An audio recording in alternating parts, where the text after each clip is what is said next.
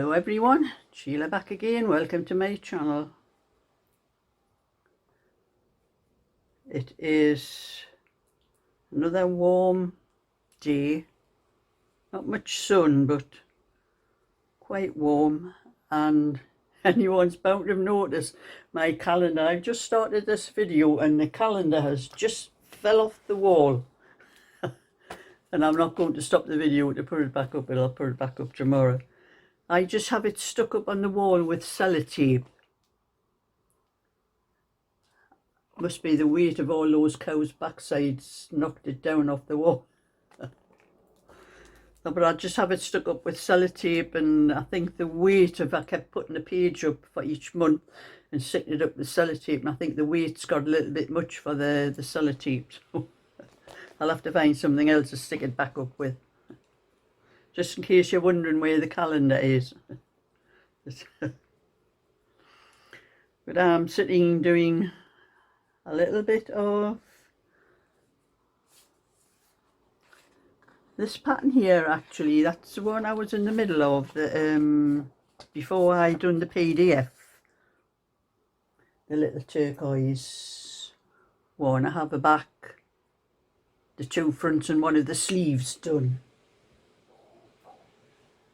And I had half of it done before I printed the before I got the PDF sorted, ready for testing. So I'm sort of testing it myself from the sleeves. But I have had one or two just very small faults. Another lady called Sheila who's doing a testing for it. She's messaged me with a couple of little things that wouldn't make any difference to the pattern, and I found just a little thing myself when I was doing the sleeve. So I have changed the first PDFs I sent out. Will have them faults on. One is on the left front, another one is on the sleeve. There was a couple on the left front and one on the sleeve. It's not actually a fault on the sleeve, but I've altered the PDF. So any that's going out, that's any that's gone out today. I think I've changed it twice today. So one or two will be the most up to date one. The last couple that I've sent out, I think. But that's how I test my own patterns as well. After, you know, even when I haven't knitted them for a while and the PDF's been out for a while, but I will use my own pattern to knit something, and that tests me anything that anyone else might have missed. I can find things myself by knitting the patterns, but seeing as I was in the middle of this one, I decided to do it actually from the pattern itself instead of just my head, the way I normally do things. So I'm on to the second sleeve now, but I've already done the test for one of the little 16-inch, but because I had to knit it to make sure I had the instructions right for that. So after I finish the cardigan, I will be doing the little mittens and the little pom-pom hat. So if I find any faults myself, I can sort them out when I do those. But I'm just doing this sleeve at the time, but I have been looking through my book because I have got an awful lot of patterns that I've maybe knitted one or two sizes from, which I've intending to make a PDF, but never got round to knitting any more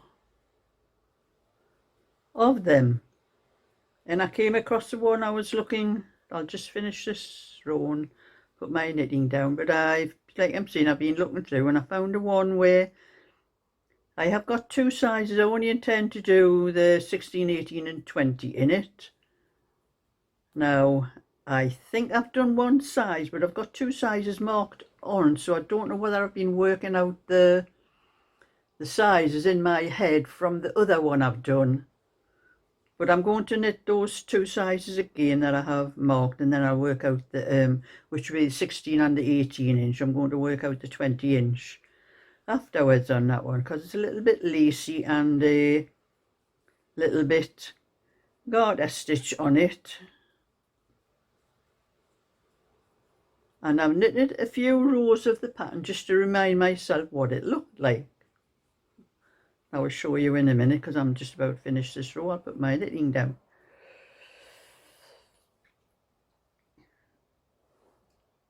Looking through all my balls of wool for just single balls that I have of maybe a particular colour that I only have enough to maybe do a 16 or an 18 inch. That's what I'm busy doing at the moment, sorting them balls out, and then I can start just knitting some of these sizes and look through my book for any patterns that I haven't made PDFs for yet. And that's what this one looks like. It's a little bit like the two little eyelet holes there and a little bit garter down there. And I think from what I've looked on the pattern, I think this one is a set-in sleeve. I think I vaguely remember doing it quite some time ago actually. There's a lot of things in my book, part patterns that I've been writing and that in quite some time ago, and I've just never gotten around to doing any more of them, but that's that one anyway. I've done a little bit, so when I finish this turquoise one, I will be having a go at that one. I just did that little bit for to remind myself what the pattern was. So I'll be carrying on with that. And carrying on with this one. I'm also having a cup of tea as well before it gets cold.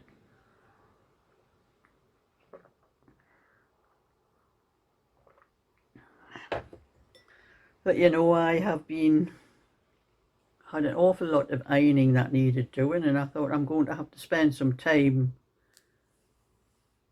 doing my ironing. Well, it only stand for about half an hour doing it. It's a small spare bedroom. It's at the front of the house,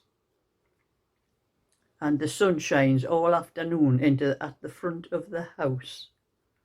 And you know, I was absolutely lathered what with the sun coming in the window. When the sun was shining, it wasn't shining all the time, but it is still very warm, and the heat of the iron, I had to give up after half an hour anyway to cool down. So that's what I've been doing, a half an hour bit ironing and then coming in doing a bit knitting till I cool down a bit. And so I've done half an hour ironing after my breakfast, half an hour after my lunch. I'll do half an hour after my tea as well, because I've got an awful lot that needs ironing and sorting out and putting away, and because I haven't been keeping up with it as much as I used to lately, because I've been doing that much knitting, haven't I, instead of other things. But ironing is not one of my favourite jobs. I have to force myself to do it, which I think probably a lot of people probably do. But hopefully I'll get this other sleeve finished on this, and then I can start getting the neckband and the bands on, and then start working on the mittens and the little hat, and have another look through my book to sort out any other patterns that I might need to do. But I have to take a trip down with my granddaughter's tomorrow morning sometime, with little Eddie's birthday present and his birthday card. I've had Craig messaging me, and he said I can come up and wanted to come up today and just pick them up and take them down, save me a trip. I says I don't want to be saved a trip. I says I want to take them down myself. So that's what I'll be doing tomorrow morning for a while, so I won't be getting that much knitting done probably. And then I am going to bingo on Thursday night, but I'm also going for a meal before that. So I do leave round about 5:20, so I leave a lot sooner than what I normally do for the bingo.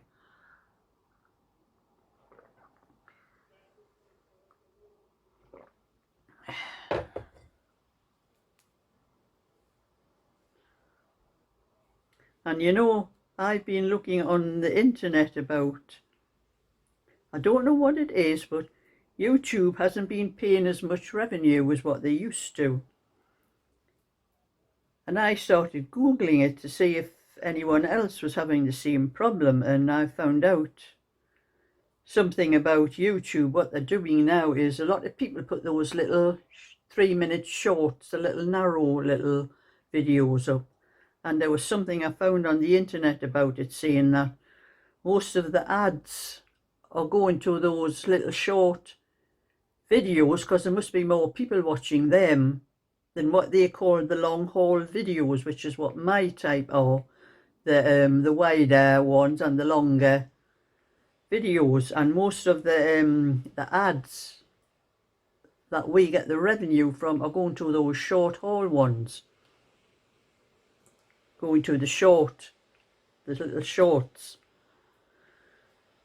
But the thing is that people are saying as well that they don't get as much from those short little videos. It's YouTube that gets the most from the ads and that, because they pay very little for those little short ones, and most of them are AI. I don't know if anyone's noticed, you see a lot of them with practically little babies singing with someone else's voice, and other people singing with someone else's voice, and a lot of things like that, that it's all AI, and it's interfering with us that do these longer videos, and that's interfering with our revenue that we get off YouTube. So I'm probably going to have to put videos up every day, because I rely on the revenue I get for to pay my rent and my council tax. And I don't have enough from what I've made last month is to pay for my rent next month, my council tax, and I haven't got enough to pay that because of what's happening on YouTube with the revenue. So I'm going to probably having to put videos up every day to get enough for to pay my rent. Otherwise, I do have the money to pay my rent and my council tax, but it has to come out of other money that I make off eBay and Etsy. And if I don't have enough from there, it has to come out what I have in the bank. So I just hope that things start changing on YouTube, because others like myself are going to have to work a lot harder to earn anything on YouTube. I don't know whether anyone else who earns any money like revenue on YouTube has had any of the same problem, but the amount I've been earning has been going down and down and down all the time. It's not as much as I used to get, even though I've got a lot more subscribers and I get a lot more views on the channels and that, but that's the way things are looking at the moment. So anyway, enough of that. I'll get on with my knitting. So thumbs up and subscribe. I'll catch you all another time. So bye for now.